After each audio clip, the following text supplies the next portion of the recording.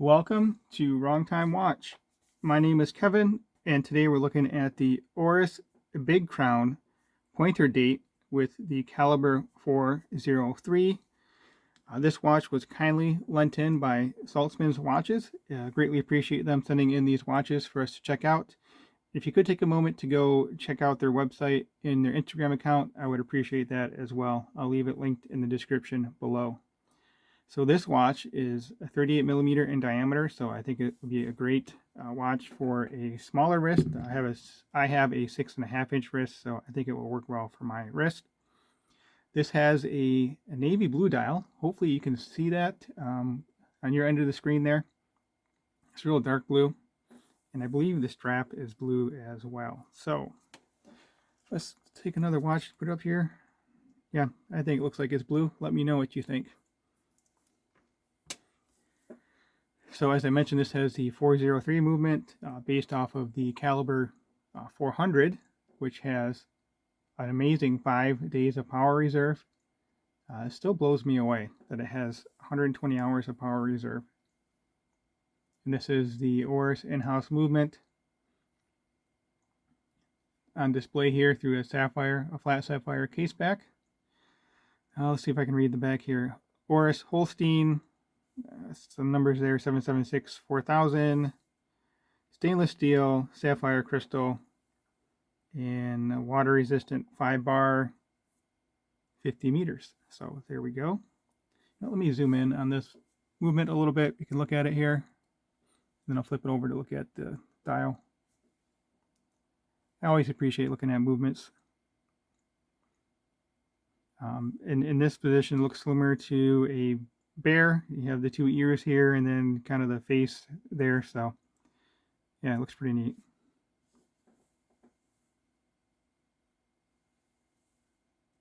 And there's a look at the balance wheel. Let's see if I can hand wind this. I think I'll have to wind it down in this position.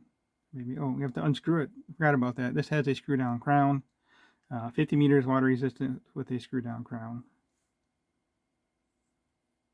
So one of these gears will move right there. The guy there is moving. So yeah, you can wind it for a while to get up to that 120 hours of power reserve. I have a Black Bay 58 that has 70 hours of power reserve. I have a Submariner, also 70 hours of power reserve. Typically, normal mechanical watch, you're looking at about 42 hours of power reserve. So again, the 120 is pretty amazing. Okay, so MSRP for this is $3,400. It has a double domed sapphire crystal with AR coating applied to the underside. But since we're zoomed in here, let's take a closer look at the dial. Everything on here is printed. I really like looking at the paint on that pointer hand there. There we go. Let's see if I can zoom in a little bit more. I just think it's cool to see the paint applied to that pointer hand. The hands are loomed. Obviously, the hour numbers, the hour Arabics are loomed, and then the little triangles around that minute track are loomed as well. So we'll take a look at the loom towards the end of the video. Yeah, very well done. I really like this watch. It definitely looks vintage inspired, vintage styled. So 316L stainless steel, brushed and polished case. The sides are polished and the bezel is polished, but then the top is brushed. You can probably see some flashes of the red shirt that I'm wearing. Probably not the best thing to wear for a video, but I guess I coordinated with that pointer date hand there. Oh yeah, I didn't point out, but hopefully I didn't mean that as a pun. I didn't point out that the date is around the outside of the dial here. Hopefully you noticed that, and that is what the pointer hand points to tell you the date. And then down there at 6 o'clock, of course, we have a sub-second for the second hand.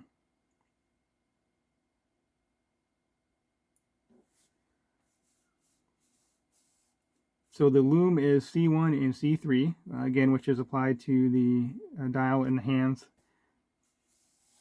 And the movement, as I already mentioned, is the Oris 403 movement, which is automatic winding pointer date with small seconds. And that's 8 beats per second. It's hacking and hand winding. So as I showed you already earlier, you unscrew the crown. First position, you're in hand winding here. It popped out very nicely. So right now I'm hand winding the movement. And then I'm going to pull it all the way out and move the handset. So move it all the way out. You can see the second hand there has stopped in that little subdial. So that's hacking. I'm moving the handset to get out of the danger zone, which is between 10 and 2. You don't want to be in that zone to change the date. I don't know if it's true for this movement, but it's true for a lot of movements. So just to be safe, move the handset. So let's see if I can put this back into the second position. I'm in hand winding, so pull it out a little bit, and now I should be in the date set. Yes, there we go. So now you can see that red tipped hand there is moving. And then again, all the way out is time set.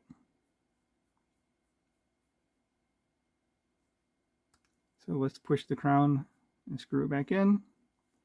And this is a signed crown. So I don't think anyone really orients the way that the printing or the embossing goes on the crowns. So it's just machined in there, and then however the threading ends up is the way that the text is oriented when it's screwed all the way down. Actually, I have a Tudor and my Rolex. They both line up somehow, but I think it's just luck of the draw. Okay, this leather strap is very soft and supple. It feels like it's been worn a lot already, but it's a new watch, and it is a quick release strap, so that's a nice touch. Really like the quick release. I can still change them out without the quick release, but then I'm always worried about scratching the case, so quick release is very nice to have.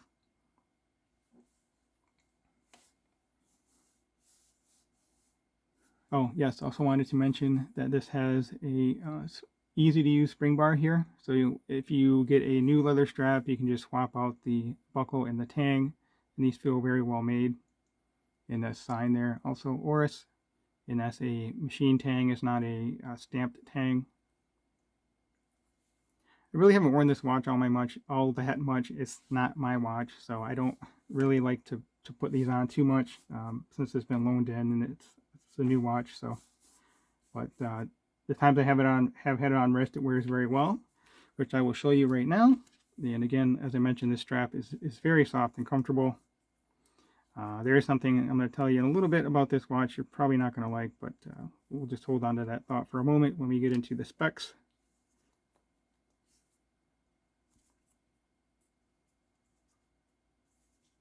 So let's push that through there, get it on wrist.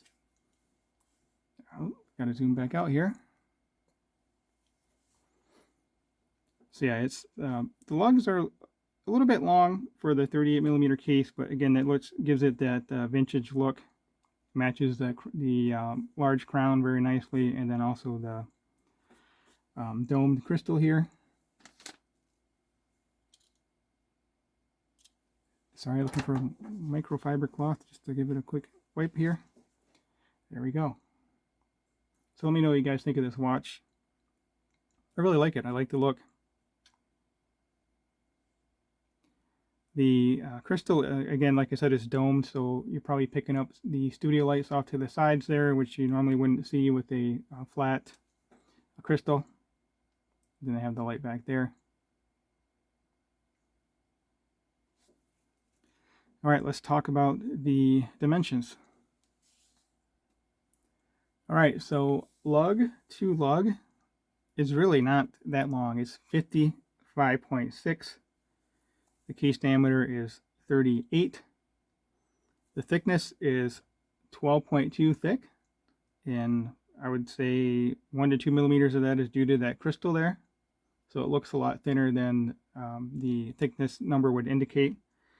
Now, here's the thing. I can already hear the groans coming through the screen here.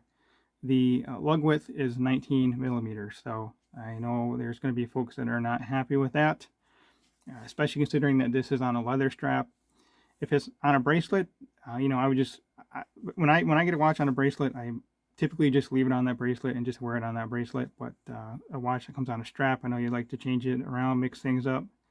So yeah, 19 millimeter lug width there, and this particular strap, this buckle, tapers down to 15.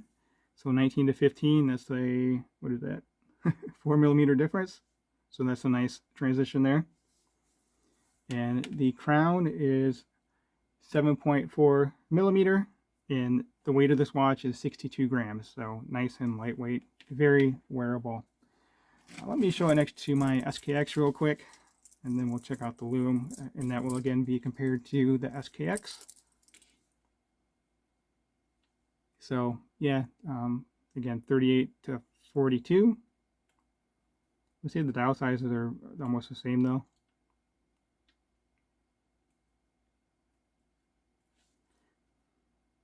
If you have not subscribed yet, please hit that subscribe button. I really appreciate it, and it really helps me out. And let's dive into the lume here. All right, so here is a look at the lume. Again, the Oris has C3 and C1 lume, so I believe the C3 is on the hands and the C1 is on the dial. The SKX, well, the indices are obviously brighter on the SKX, but the hands, I think the Oris, the hands are brighter on the Oris, but it's really hard for me to see the indices on the Oris here by eye. Let's give it a quick hit with the UV light here, so now I can see the indices on the Oris. So there we go. I think the lume is better than what I was expecting, for sure, better than what it should be. And that will conclude this video. As always, thank you for your time, and thank you for watching.